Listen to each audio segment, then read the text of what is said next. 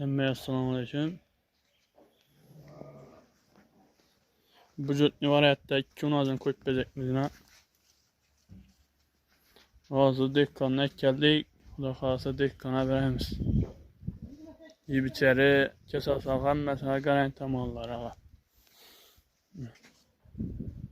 Köp adam negatif yazdılar. Vezini açacakmış. Boyunu aytın. Boyunu aytmin koysuz. Metrler deptiler. Şu kızılı alası 10 pilus'ta. Bu karası 5 pilus'ta. Mallarımızı şikalatli nafta koyup veremiz Xuda kalasa. Bu ciddi naflarda. Naflara 9 milyon so'mdan geliş kayıt veremiz. Yiyip içeri kesal sağlam mözüne garantiyeli Xuda kalasa veremiz.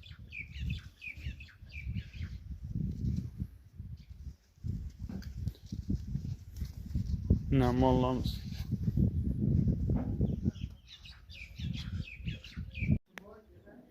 Ne bu sodamız? 3. April.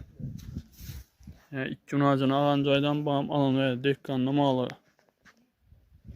Daha samanam geçtirip koyup benim ökçe.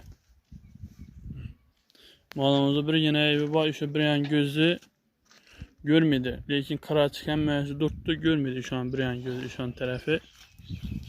Malımızı boyam 10 plus bunda. Buniki. Bakasına bu geçtirip veremiz. Bakasına geldi olsa 11 son. Ökçe 11 son. Bu onluk variant. Yiyip içeri keser sağı pürüfken menəsəsi urul tuttu malları.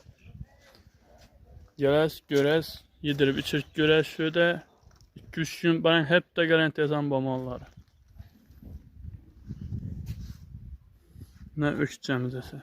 Menzile geldi olsa Hazaras 4'te mahalle